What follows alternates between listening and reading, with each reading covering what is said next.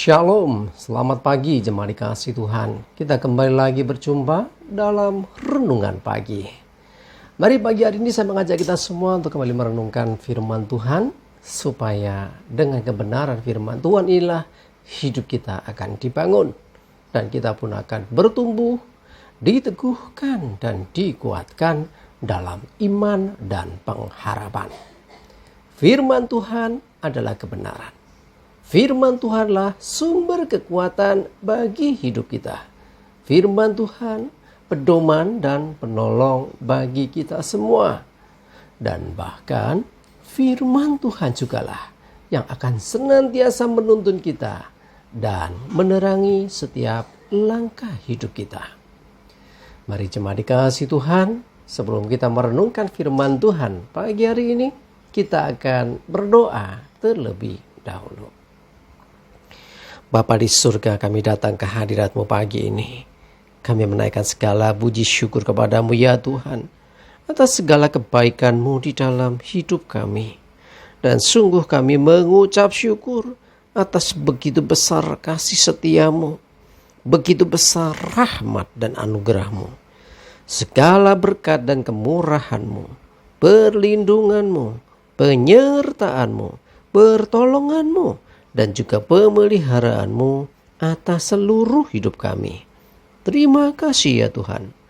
Pagi hari ini kami merenungkan firman-Mu.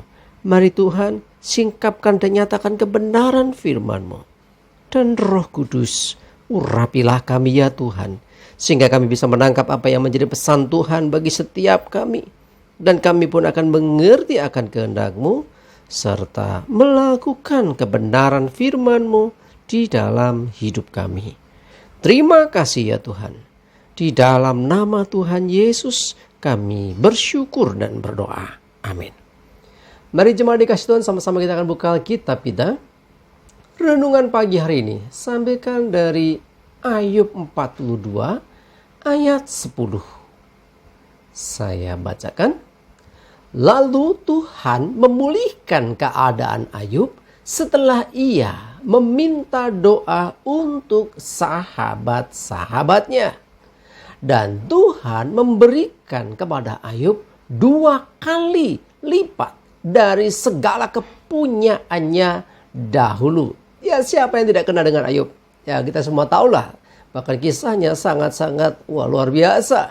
Seorang yang diberkati, yang hidup berkelimpahan, tetapi kemudian harus kehilangan segala harta bendanya, bahkan kesehatannya, bahkan anak-anaknya, semuanya habis. Tetapi dalam kondisi yang sangat-sangat tanda kutip menyedihkan ya kondisinya, ya dia didatangi sahabat-sahabatnya, ya. Tetapi apa dikatakan sahabat-sahabatnya bukannya menguatkan dia, tetapi ternyata Tuhan pun tidak berkenan dengan sahabat-sahabatnya ini. Tetapi perhatikan di ayat 10 dari pasal 42 dari kitab Ayub. Tuhan memulihkan keadaan Ayub. Kapan terjadi? Setelah ia meminta doa untuk sahabat-sahabatnya. Ya, sekalipun sahabat-sahabatnya ini, teman-teman dekatnya ini mungkin ya katakanlah ya kurang mengerti keadaan Ayub. Dan bukannya menguatkan Ayub, tetapi mungkin sebaliknya, tetapi Ayub tetap mengasihi mereka dan berdoa bagi sahabat-sahabatnya ini.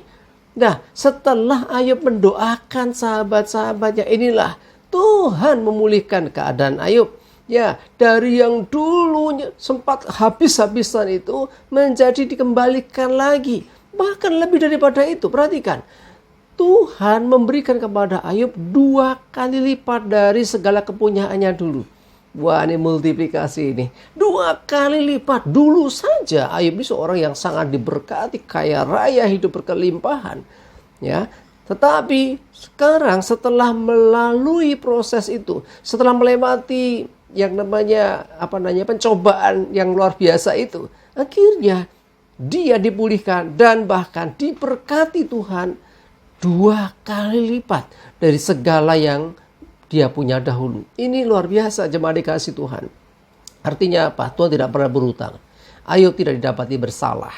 Tetapi ya, Ayub mengalami proses yang tidak mudah.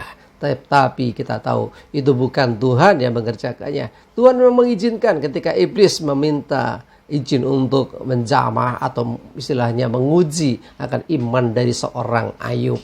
Dan pada akhirnya Tuhan mengizinkan. Dan singkat cerita, Ayub bisa melewatinya. Dan bahkan akhirnya dia dipulihkan keadaannya dan dikembalikan segala miliknya, bahkan dilipat kali gandakan. Coba dikasih Tuhan, pelajaran yang kita bisa ambil apa? Yang pertama, ya, tetap mengasihi sekalipun dibenci. Ya, termasuk terhadap saudara-saudara.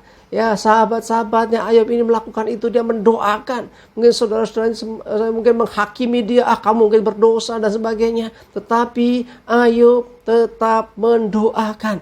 Nah, itu loh kunci pertama, mendoakan. Yang berikutnya apa? Yang membuat Ayub bisa mengalami seperti ini. Dia setia kepada Tuhan. Dia tidak menyangkali Tuhan.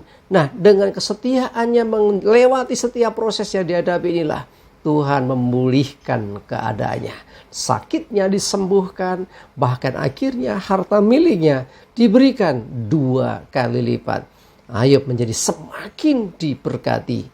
Jemaat dikasih Tuhan, di balik setiap proses hidup yang tidak mudah, mungkin menyakitkan, mungkin menyedihkan, mengecewakan, dan banyak hal yang lain yang kadang diizinkan Tuhan terjadi. Ingatlah bahwa Tuhan pun sanggup mengembalikan keadaan kita, memulihkan keadaan kita. Dan lebih lagi, kalau didapati setia, Tuhan pun bisa juga melimpahkan berkat seperti yang dialami Ayub.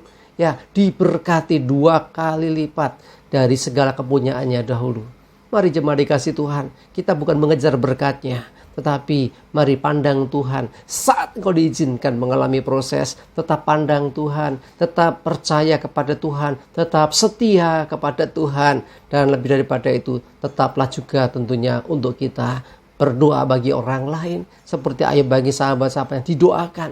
Nah, dengan melihat hati Ayub yang tidak pahit terhadap sahabat-sahabatnya inilah salah satu alasan Tuhan pun memulihkan keadaan Ayub. Mari jemaat dikasih Tuhan, saya mengajak kita semuanya, kalau engkau ada dalam kondisi yang masa pencobaan atau padang gurun atau apa istilahnya, tetaplah setia kepada Tuhan. Kalau engkau melewati semuanya, lihatlah engkau akan hidup dipulihkan dan bahkan diberkati secara luar biasa juga, seperti Tuhan juga pernah memberkati Ayub. Amin. Kita berdoa. Tuhan, terima kasih, kami bersyukur, kami percaya bahwa proses hidup kami tidak sama satu dengan yang lain. Ayub begitu luar biasa prosesnya, dan Ayub berhasil. Dan setiap kami pun mungkin tidak sama seperti Ayub, tetapi kami mau tetap setia. Apapun proses yang diizinkan Tuhan, apapun proses yang sedang terjadi dengan hidup kami, mungkin ada banyak masalah, pergumulan, atau apapun itu Tuhan, kami mau tetap percaya Engkau, dan kami percaya pertolongan-Mu juga yang akan memulihkan keadaan kami. Terima kasih Tuhan, kami bersyukur. Nyerahkan hari ini hidup kami dan segala aktivitas kami. Mohon tuntunan dan penyertaan-Mu ya Tuhan. Dan jauhkan dari hidup kami segala celaka dan mara bahaya. Damai sejahtera, sukacita dan segala berkat-Mu menyertai kami semuanya. Terima kasih ya Tuhan. Di dalam nama Tuhan Yesus kami bersyukur dan berdoa. Amin. Mari jemaat dikasih Tuhan, tetap semangat, maju terus dalam iman dan pengharapan. Selamat beraktivitas. Selamat berakhir pekan. Semangat terus ya. Sukses menyertai kita semua. Tuhan Yesus memberkati. Amin.